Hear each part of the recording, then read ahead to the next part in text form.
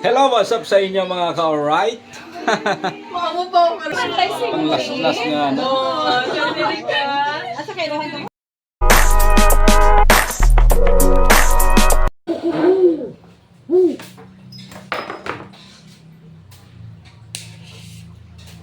So you know what's up sa inyo mga ka-alright. Kung nakita nga ninyo dyan ay meron tayong styrofoam na size 8x4 and 6x4 at yan ang ating ginawa para sa birthday ng aking kapatid na siya'y aalis na sa araw ng bukas.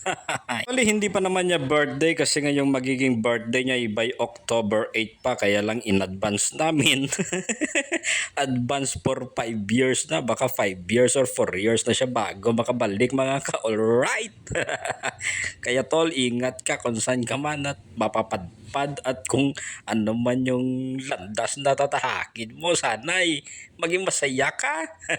Naisip ko nga mga ka-alright, wala namang kakain dito sa amin, kaya ito na lang ang gagawin ko na cake. At alam nyo bang first time ko itong gagawin mga ka-alright, yung ganitong design, Von Voyage, ano ba bigkas doon, basta gano'n na.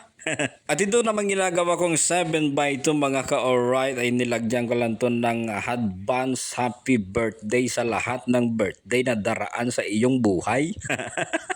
Kita mo. Actually, ang birthday niya talaga ay October 8. Kaya nga lang in advance namin kahapon, August 31. Ito na din yung kanyang magiging despedida party. Hindi naman party, kami lang naman eh.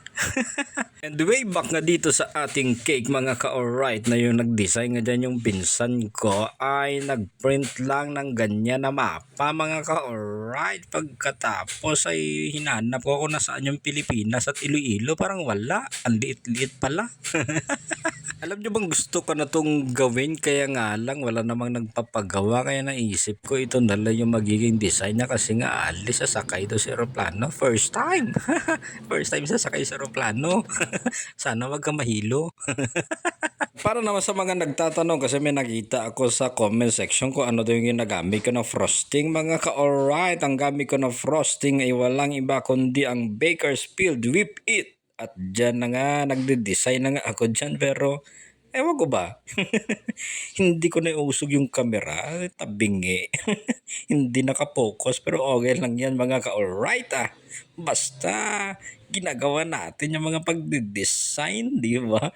Naglagay tayo ng mga gold na airplane. Ito na yung final look niya mga ka-alright oh. Ah, kita mo yan? Di ba? Kalain mo?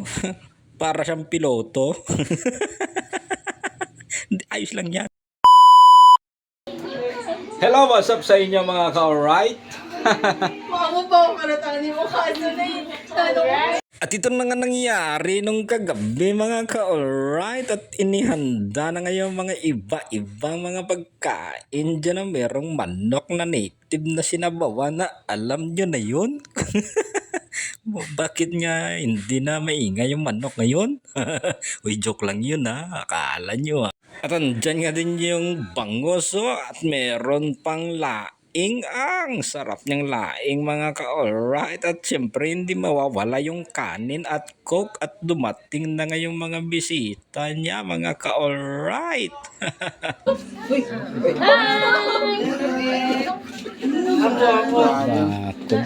Mayadkit. Hello ka-alright. Hello ka-alright. At pinagpapasalamat nga natin mga ka-alright na tayo nadalaw dito sa ating tahanan at sasabay na din yung ating kapatid sa pag-uwi papuntang Iloilo City. Kaya mag-goodbye tayo sa kanya. Ang last nga no? Oh, sorry ka. Asa kailangan ko? At dito nga bago simula ngayong pagkain, na nalangin nga muna mga ka-alright, and this is it. Kainan na! Dalawang taon na yan. Hindi, pang ano? Pang 5 years. Pero bago nga nagsimula yung kainan na may picture niya, pero akala nila picture yung pala video kasi nga film vlogger nga tayo. At dito nga sinimula na ngayong pagkanda at mga pagkain mga ka-alright, pero pagkatapos yung pag-alis nila ay nalungkot na lumba yung nanay natin, kaya nga lang eto na. Kami na lang naiwan. At hanggang dito na lang muna mga ka-alright at wala lang. Gusto ko lang na i-document itong mga pagkakataon na ito kasi nga ito'y last na at baka hindi na maulit na magsama-sama yung buong pamilya. At happy 8K followers. Dito lang yan sa Odi Cakes. Alright, but tayo dyan. Totoo ba yun?